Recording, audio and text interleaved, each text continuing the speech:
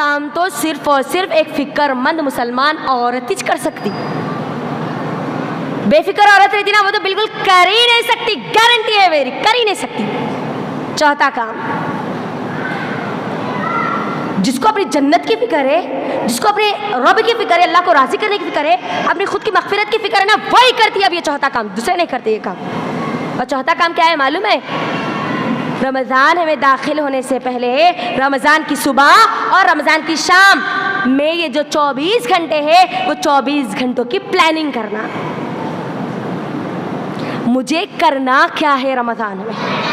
कब उठना है, कब पकवान करना है, कितनी देर पकवान करना है, क्या पकवान करना है, मुझे कब इल्म हासिल करना है, मुझे अल्लाह के सामने खड़े होना है, कितनी देर खड़े होना है, मुझे लोगों से बात करनी है फ़ोन पर, कितनी देर बात करना है, मुझे किताबुल्लाह को अपने हाथ में लेना है, उसकी तिलावत करनी है, उसको पढ़ना है, उसको समझना है, कितनी देर उसको वक्त लगाना है, मुझे कब सोना है, मुझे कब जागना है। प्लानिंग, अल्लाह अकबर। और ये प्लानिंग जिसके पास नहीं होती ना, मेरी बहनों याद रखो, वो रमज़ान से फ़ायदा उठाने वाले कभी नहीं बन सकते, कभी नहीं बन सकते।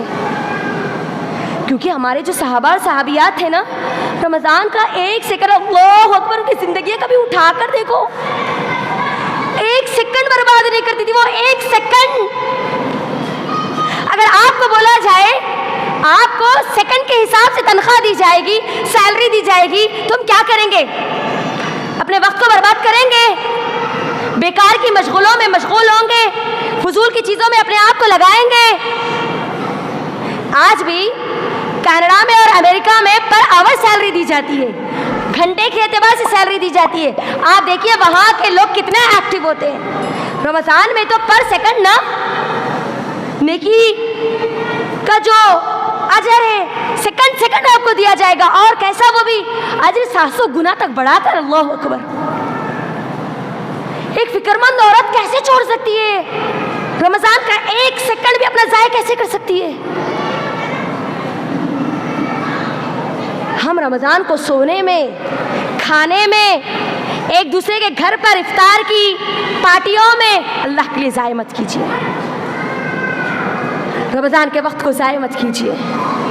ये रमज़ान अल्लाह रब्बुल आलमीन हर किसी को अता नहीं करता, हर किसी को इस रमज़ान के लिए नहीं चुनता, याद रखना।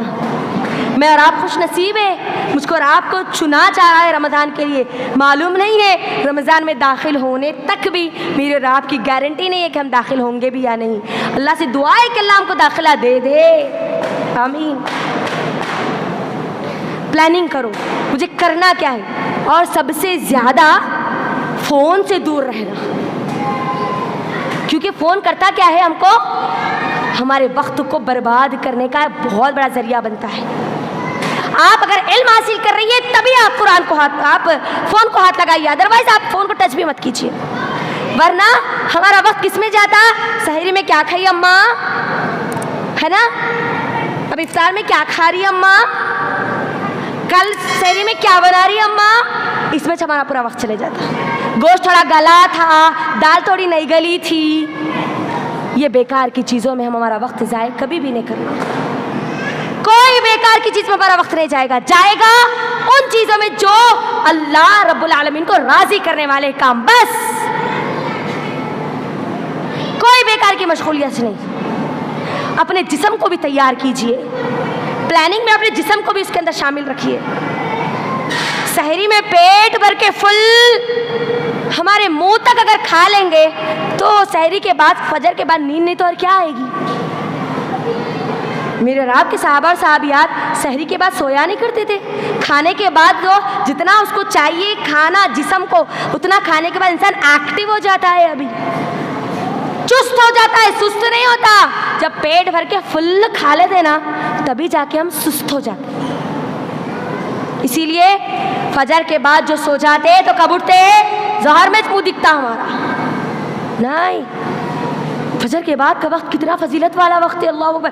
रमज़ान में वो भी, और रमज़ान मिल रहा उल्टा आपको ऊपर से। हर रोज़ हज और उम्रा करने का आप सवाब हासिल कर सकती है। सूरज निकलने तक अगर आप बैठकर अल्लाह की इबादत करेंगे ना, आपको हज और उम्रा का अजर, अल्लाह अकबर। अल्लाह के लिए अपने वक्त को ज़ाया मत कीजिए। रमज़ान में अपने सेहत की तरफ भी तवज्जो दीजिए। ऑयली फूड्स खाना है ना, फुल तेल की चीज़ें भर लेना, हाँ कुंटलों का तेल घरों में डाल लेना नहीं, जितना हो सके उतना ज़्यादा ऑयली फूड से अपने आप को अवॉइड कीजिए।